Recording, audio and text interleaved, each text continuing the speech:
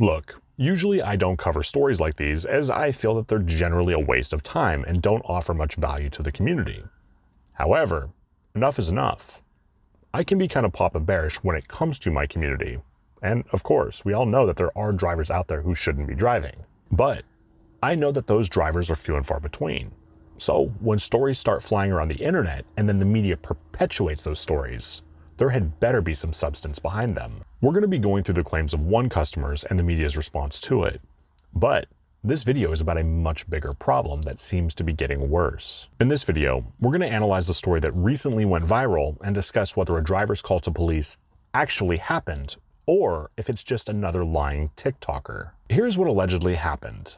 According to one media article, link in the description, a driver called the police on a customer after a problem with her order. The customer claims that she ordered pancakes and eggs Benedict, but when her order showed up, it wasn't what she ordered.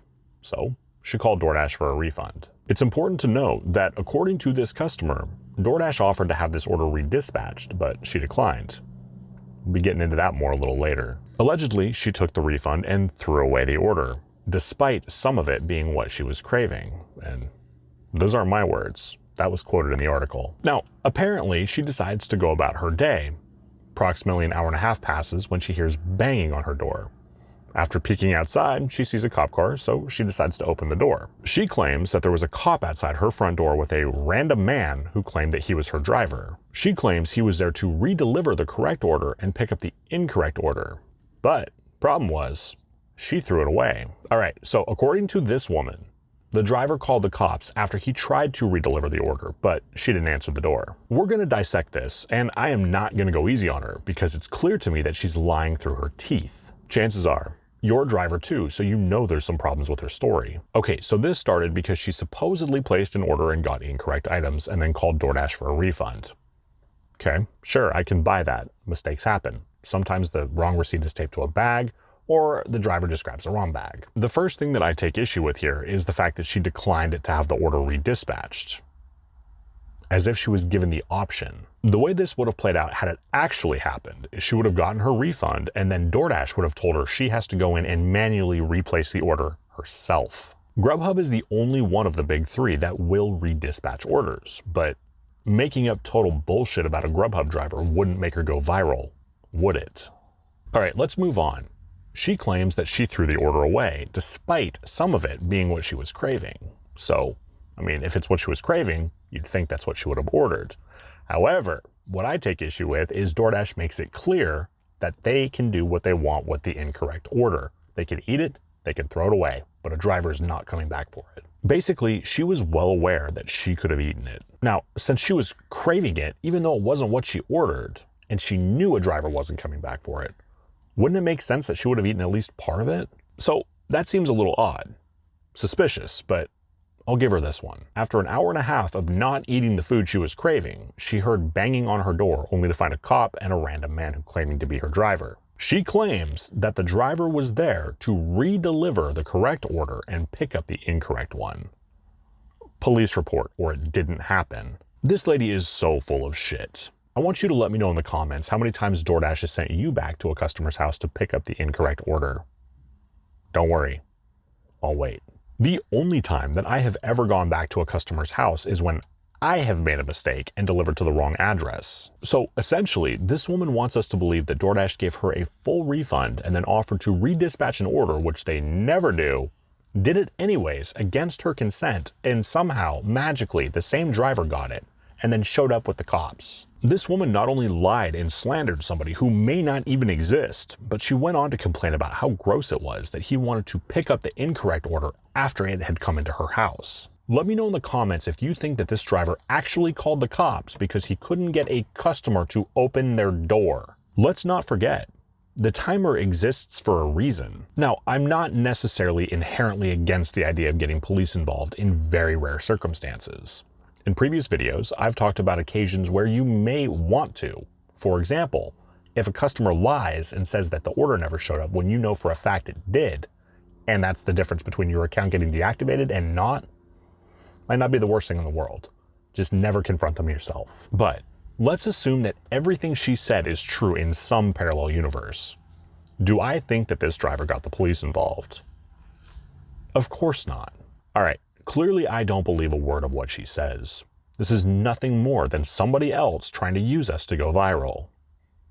And it worked. All right, now this is just one person, but it was a different person who went viral last week and a different person the week before that. I get alerts for anything trending within the gig economy, and all too often we see stories that have little to no truth getting picked up by the media. That's where the real problem lies. The media should exist to share information, not to spread misinformation and slander an entire group of people. Regardless of your personal feelings on the media, they have a lot of sway on what people believe. Back in the day, the media used to be unbiased. Who, what, when, where, why? What happened to that? Well, in a lot of cases, it's no longer about the validity of the story, but rather how many clicks it'll garner. There's no financial incentive for the media to write a story about the 99% of drivers that do our jobs professionally and without incident. I've been driving for over 3 years now. Most of that time, full-time, and I can count on one hand how many times I've seen a driver out there and thought to myself, you shouldn't be. As drivers, I think that most of us recognize that the valid stories are very rare one-off occasions. When you have the media perpetuating total nonsense like this, it could potentially make our customers lose faith in our ability to do the job accurately and professionally. About 6 months ago, I did a video about the media's negative perception about drivers. In that video, I talked about a Newsweek article covering a story that allegedly happened in my market. I'll link that video at the end, but essentially what happened was the customer claimed that they ordered from Dairy Queen and their order showed up with a big bite out of it. The issue I take is that Newsweek gave the approximate time that this order was placed, and I find that particularly interesting because I drive in that market and I happen to know that the quoted time, that restaurant had been closed for hours. In fact, it's never been open at that time. This was freaking Newsweek, not some random tabloid on a supermarket shelf. You would think that they would have done their due diligence to verify that this is at least possible that it happened, but clearly they didn't. Now, let's jump back to the lying TikToker and the article written about her experience. It's important to note, that article did have a very small section that alluded to the possibility that this didn't happen. Then why write the freaking article? It only affects drivers and it's flat out inflammatory. Matter of fact, there have been countless videos that I've wanted to make but haven't because I couldn't verify the claims. I don't think it's unreasonable to ask for something to prove the validity of the story before perpetuating what may be misinformation. Who knows?